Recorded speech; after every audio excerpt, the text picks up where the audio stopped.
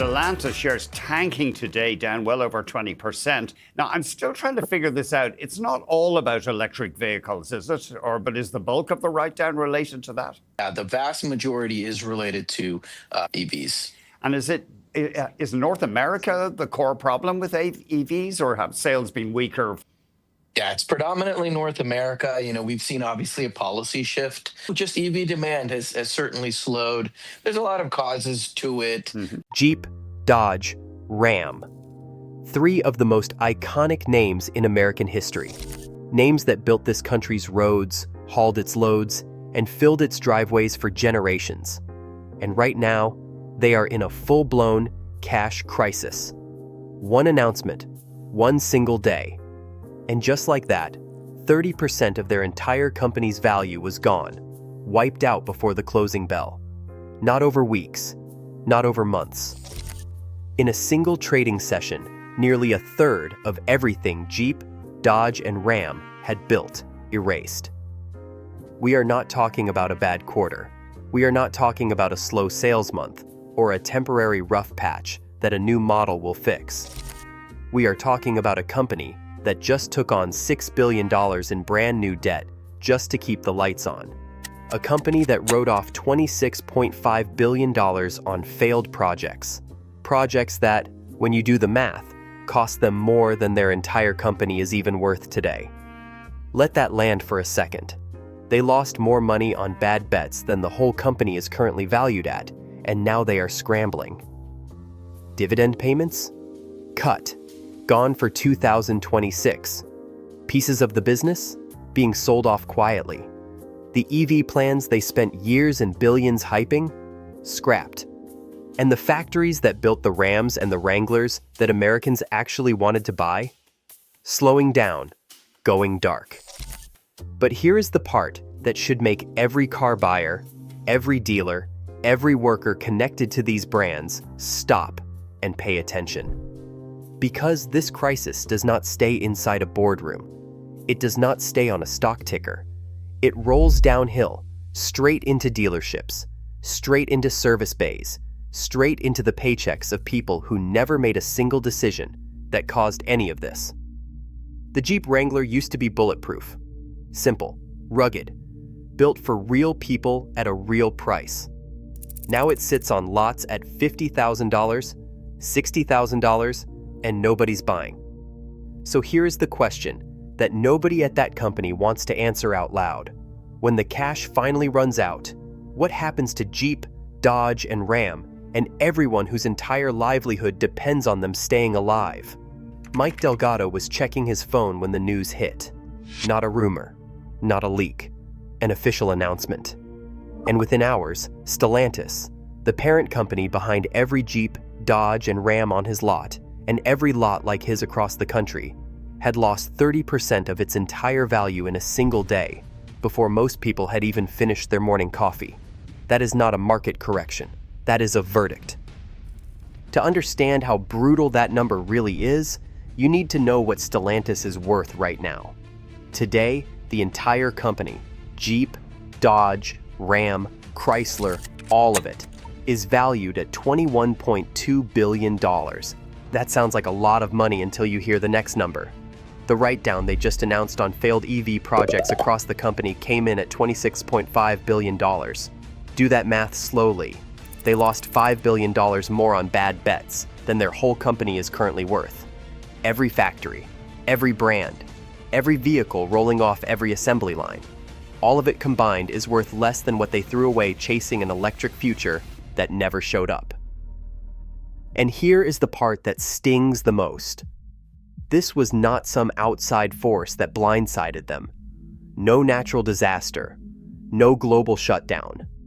This was a series of decisions made in boardrooms, announced at press conferences, and celebrated with glossy reveals in front of giant screens. Project after project, billion after billion, poured into EV plans that the market rejected. Quietly at first, then loudly, and now catastrophically. Mike is not an analyst. He is not a Wall Street trader watching a ticker. He is a dealer. And when that stock dropped 30% in one afternoon, He did not need a spreadsheet to feel it.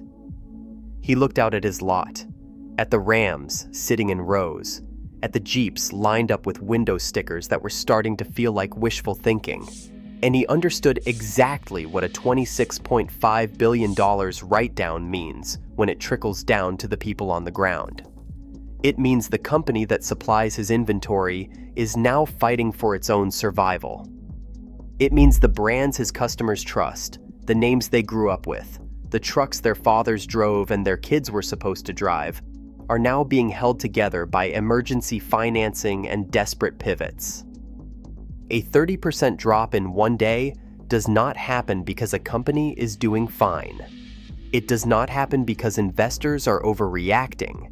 It happens because the numbers are real, the damage is deep, and the market sees exactly what is coming next. The only question now is whether anyone inside that company sees it too. When a company the size of Stellantis hits the wall, the emergency playbook comes out fast. And right now, every page of that playbook is being used at the same time. First move, borrow. Stellantis just approved $6 billion in new debt to keep the lights on and the cash flowing. $6 billion not being invested in new products or better engineering or a smarter strategy. $6 billion just to maintain liquidity. Just to survive the next chapter of a crisis they built themselves. That money sits in the bank like a timer, because borrowed money is not free. Every single day that debt exists, interest is accumulating. The clock is running. Second move, stop paying shareholders. Dividend payments for 2026 have been cut entirely. That is not a minor adjustment. Companies do not stop rewarding their investors unless they have no other choice. When a corporation cuts its dividend, it is sending one message as clearly as it can without saying the words out loud. We need every dollar we have. We cannot afford to give any of it back right now. Third move, sell the pieces. Stellantis is raising cash by selling 49% of a joint battery venture. And this is the move that should make everyone pay attention, because this is what companies do when they are not restructuring. This is what they do when they are bleeding out. They look around at what still has value and they start selling it, not because they want to, because they have to. The EV plans are being scrapped. The same projects that burned through $26.5 billion are now being abandoned to preserve whatever cash is left. Ford made this pivot. GM made this pivot. Toyota and Honda never fully committed to begin with.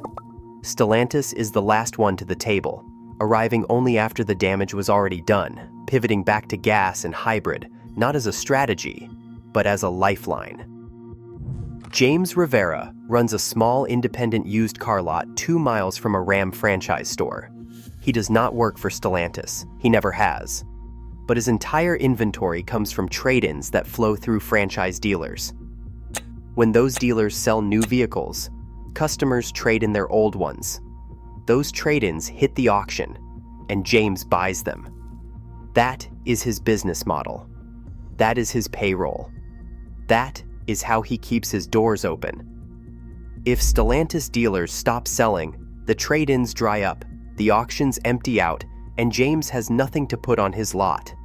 He is not in the boardroom. He did not make a single decision that caused any of this. But he will feel every consequence.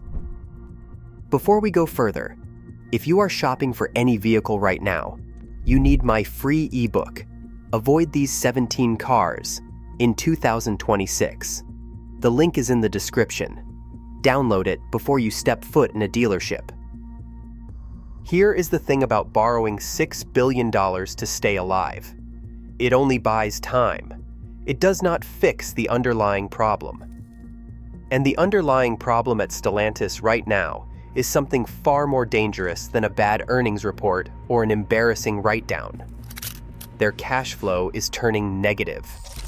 More money is going out every single month than is coming in. And when that is true, no amount of debt, no asset sale, no emergency pivot changes the math. It just delays the moment when the numbers finally catch up. Think about it the way a dealer thinks about floor plan financing. Every truck sitting unsold on a lot is costing money every single day. A $70,000 Ram financed at 7% annual interest burns through more than $12 a day just sitting there. 30 days go by, and that is over $360 gone. 90 days, and the lender starts demanding curtailment payments, forcing the dealer to pay down chunks of the principal just to keep the truck on the lot. The longer it sits, the faster the losses stack. The asset does not stay neutral. It actively drains the account it was supposed to fill. Now scale that up to a company carrying billions in new debt on top of a business that is already spending more than it earns. Stellantis is not just paying interest on $6 billion. They are paying it while simultaneously trying to fund a turnaround, maintain operations across multiple brands, and compete in a market that has already started walking away from their products. Every day the spiral runs, the window to correct it gets smaller. This is how massive companies go under. Not in one dramatic crash, but in a slow, grinding countdown that everyone can see, but nobody wants to say out loud. Revenue weakens, cash reserves shrink, debt payments grow heavier. There is less money available for the product improvements that would actually bring buyers back. Weaker products mean slower sales. Slower sales mean less revenue. And the cycle tightens like a vice, one turn at a time. The brutal reality is that new debt gives Stellantis cash in the bank. It gives them runway. But runway is only useful if the plane can actually get off the ground. If sales do not recover, if the product pivot does not connect with buyers fast enough, if dealers keep sitting on aging inventory that nobody is rushing to purchase, that runway runs out. The cash balance counts down. The interest payments keep coming, and the gap between what is going in and what is going out does not close on its own. It closes when the money is completely gone, and then it does not close at all. When a company starts running out of cash, the cuts come in a specific order. First, production slows down, then factories go quiet, then the workers go home. And at Stellantis right now, that sequence is not a forecast. It is already in motion.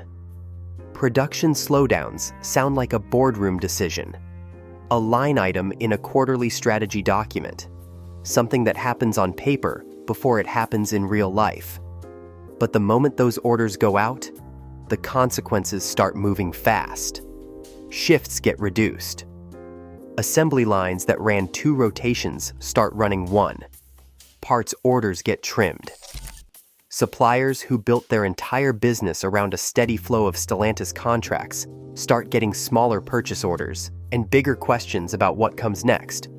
Then the factories start shutting down. Not all at once. Quietly at first. A temporary closure here. An extended maintenance period there. Language designed to sound like a pause rather than an ending. But the workers on those floors know the difference. They have seen it before. A temporary shutdown that never reopens is still a shutdown. And then come the layoffs. Carlos Mendez has worked the line at a Ram assembly plant for 11 years.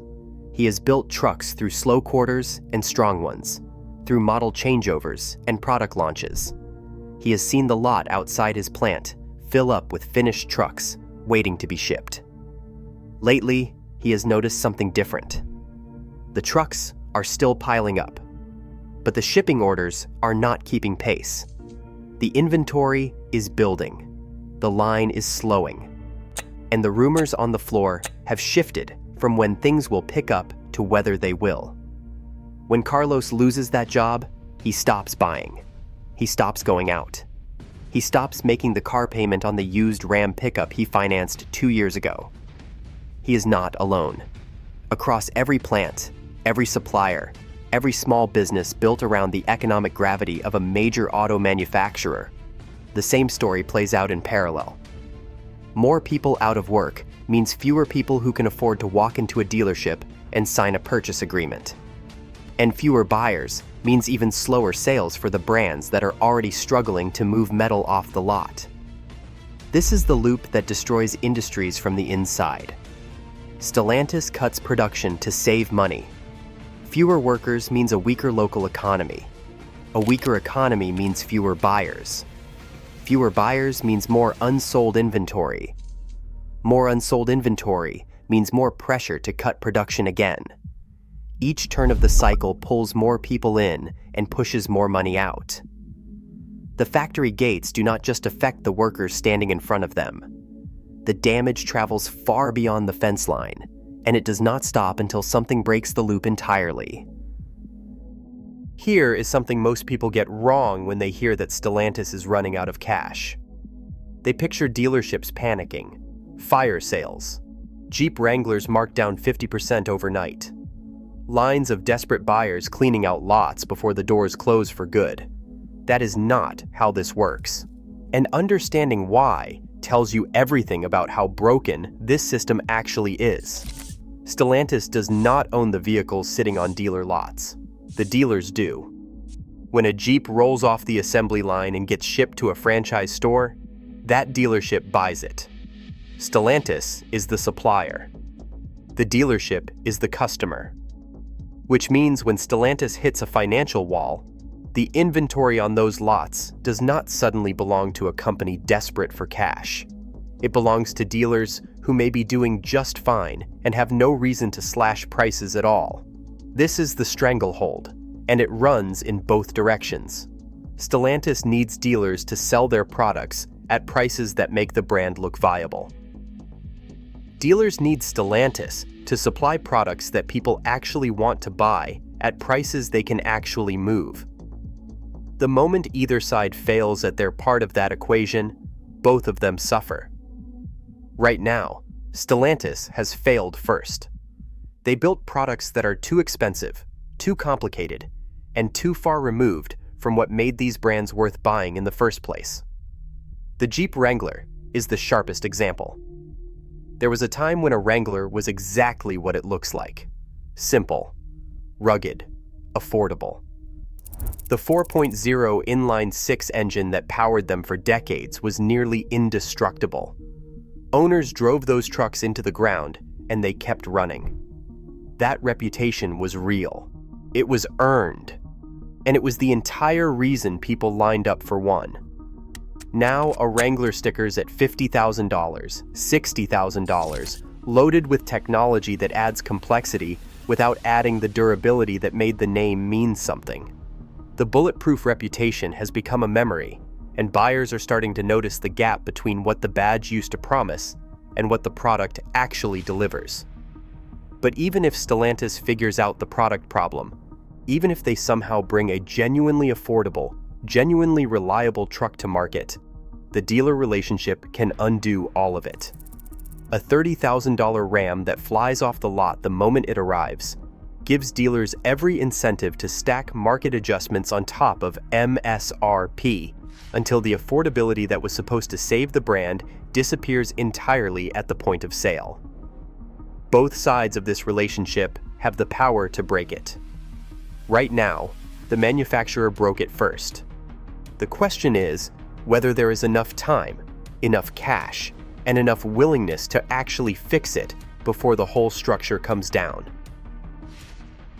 Let's say Stellantis does everything right from this moment forward. Let's say the right people walk into the right rooms, make the right calls, and come out with a plan that actually addresses what went wrong. An affordable truck, a reliable product, something that puts the Ram and Jeep names back within reach of the buyers who walked away. Let's say all of that happens. The question that nobody at that company wants to sit with is a simple one. Is there enough time left for it to matter? The math is unforgiving. Taking a vehicle from concept to showroom floor is not a quick process. Research and development, engineering, testing, regulatory approval, production tooling. A realistic timeline from the moment a project gets greenlit to the moment a buyer can actually purchase that vehicle runs 2 to 3 years at minimum.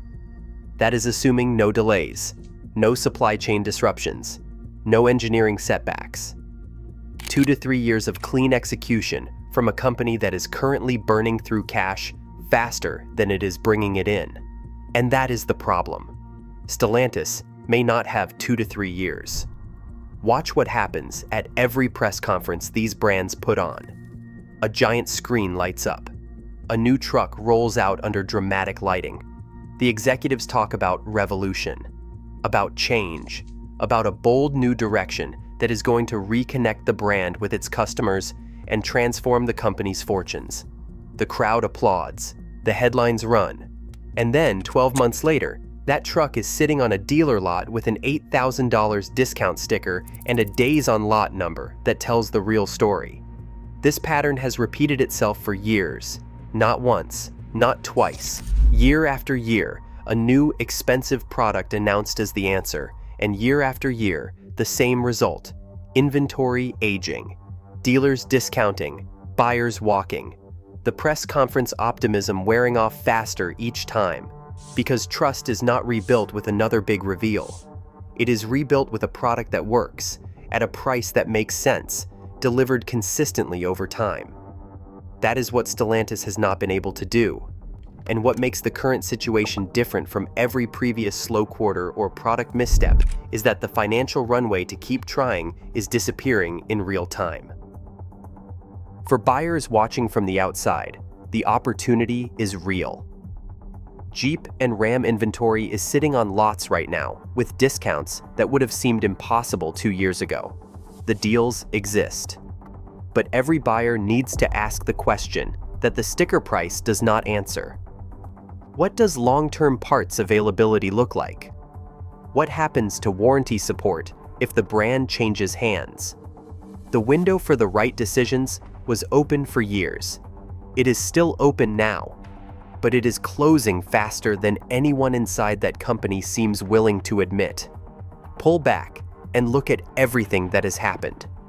Not through the lens of a stock analyst or a brand loyalist, but through the cold, clear lens of the numbers. Because the numbers do not have an agenda.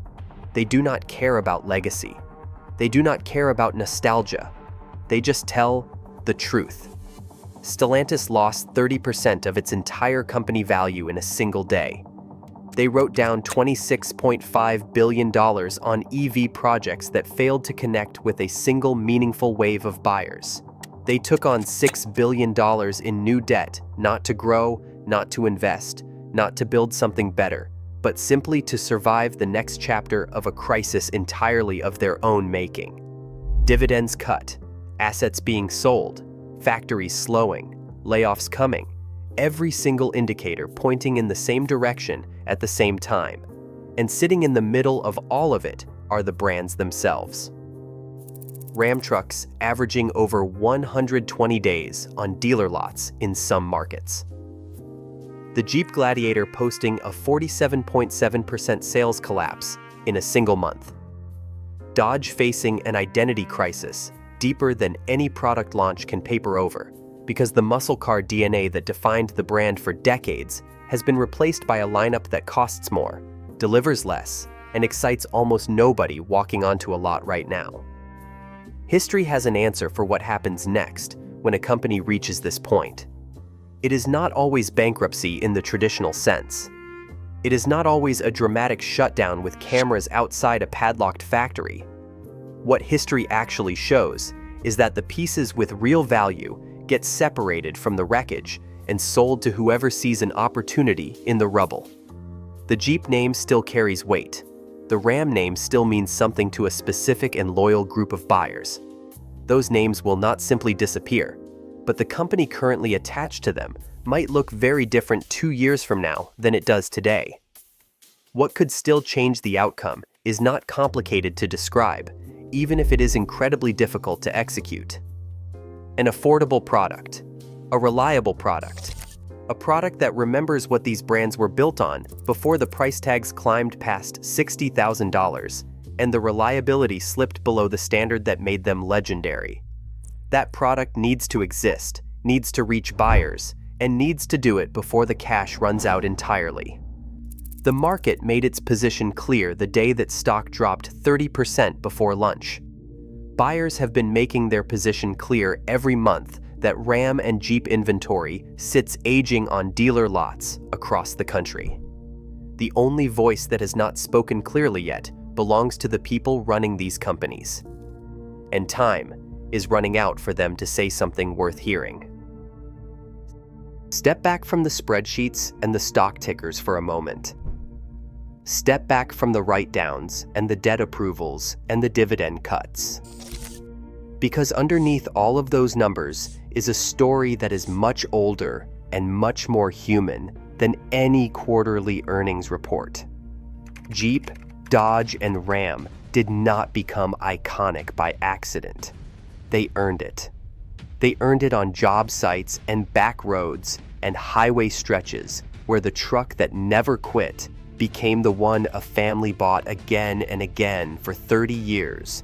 They earned it with engines that mechanics could fix with basic tools and owners could trust without reading a manual.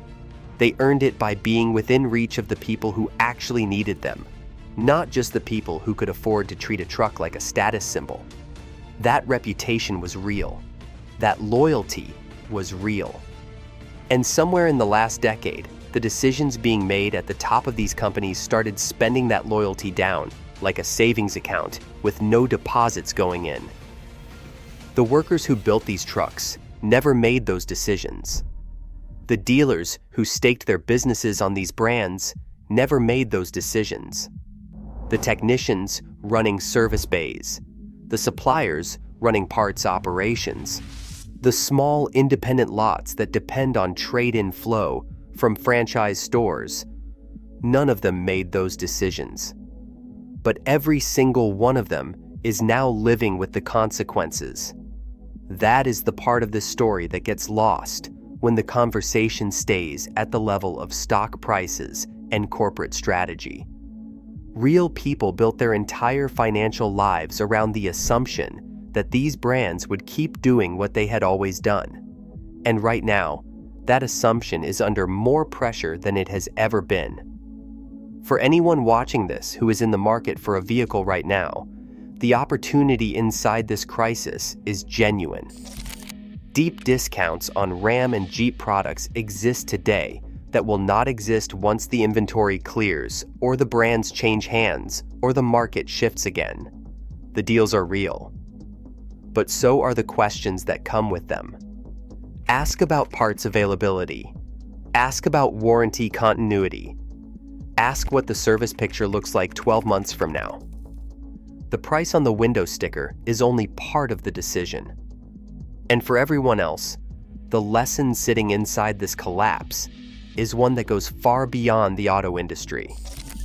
When companies stop listening to the people who actually buy their products and start chasing trends that sound better in a press release than they perform in the real world, the bill always comes due, eventually. For Stellantis, that bill arrived.